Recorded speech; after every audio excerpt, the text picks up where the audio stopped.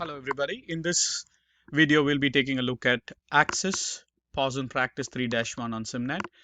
For this, you will need a new file, Placer Hills 03 Access database. Here, you'll have to click this and download. When you click this, it downloads to your downloads folder. You need to open that file. Now I have the file open here, which has two tables, agents and listings. Let's go ahead and go to task number 2. Save the new copy of the database as your initials PPA3-1. So I'm going to save it as file, save as.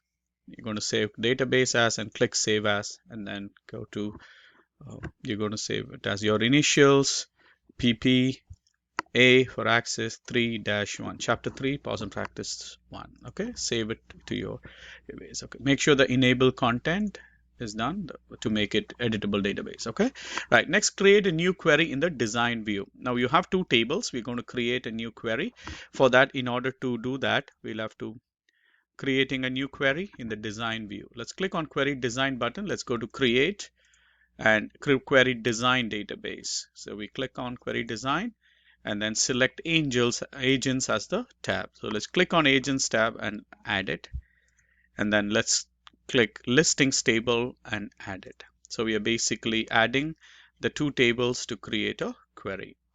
Now click the close button. We've clicked it. Increase the size of the table objects to display all fields. So we could just drag it and make sure we are able to see all the fields in one shot like this. You can also expand the other table. The connection that you see here is relationship, so it could be connected. So the query could get information from both the tables. Okay, so let's go on.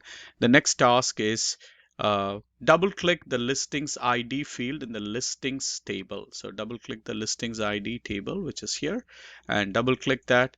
It automatically appears here. Okay, and then double click address field in the query design. Okay, so we're going to go to address and double click. That appears here too.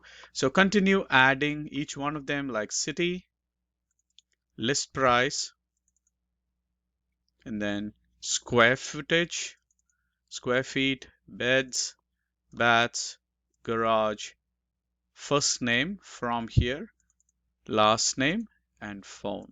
So now we have created a query with all the fields. If you want to see the fields, you can scroll down and see. Okay, right. Now click the run button in the query tools button design. If you click on query tools design, you're going to see a run button here. Click on run.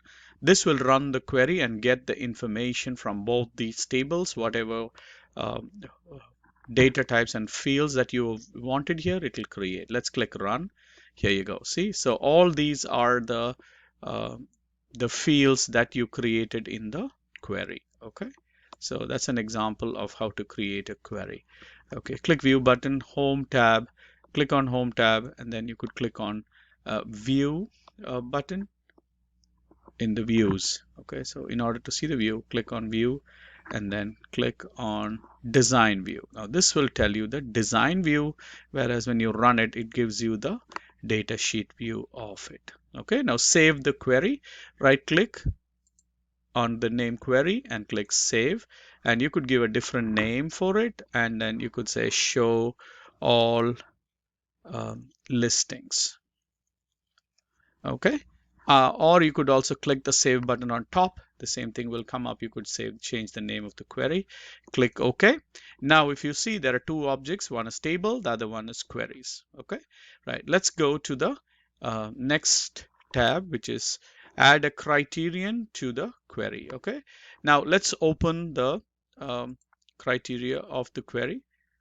So in order to do that, you could either click on, there are two ways to do it. Either go to the design view of the query and then go to the city, which is here. You could go to the city and type equals Roseville. So if you type Roseville here, if it is a text, you could just say Roseville and then asterisk. It brings up, the results will bring up only the asterisk. So just make sure you save your query before you run it. Let's click on this and then run it.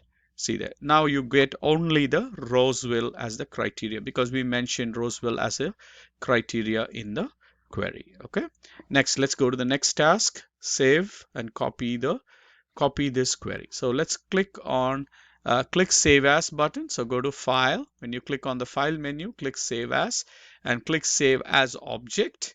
And then you could click Save As Object. Make sure this is there. And then you could click Save As.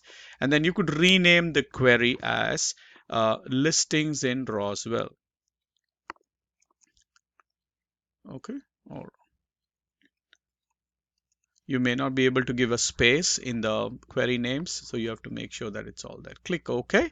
Now if you see there is a new query already created only with that criteria. Okay, if you go back to show all listings, again you could save this as a particular query with only results from a certain criteria. Okay, now if you right click on show all listings here, when you right click on all this, and then you could click design view, you could go to the design view and then type like attached in the criteria field in the garage field. Let's go to the garage field, which is here, and then you could say type like and attached within quotations.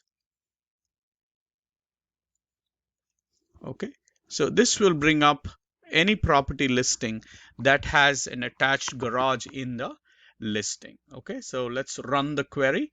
If you want, you could save it, or you could just run the query. Here you go. Now this one brings only fields that have the word attached in the garage field. Okay, so that's how you give criteria. Save the copy. Now you run the query. You should rename the file. So save the query as file, save as, and then you could save object as, and then click save as, and then say listings with attached garage. So you could save that also in the query. Okay, right. So click OK. So that's how it is. So it also says it should display 37, but we don't have 37. Let's go see and check so like attached with an asterisk, or like attached with a single quotation, because we did not put quotation, sometimes it might not count. Okay, so save the file now. So that's the end. Close the queries and close the database. That's the end of this pause and practice. Thank you.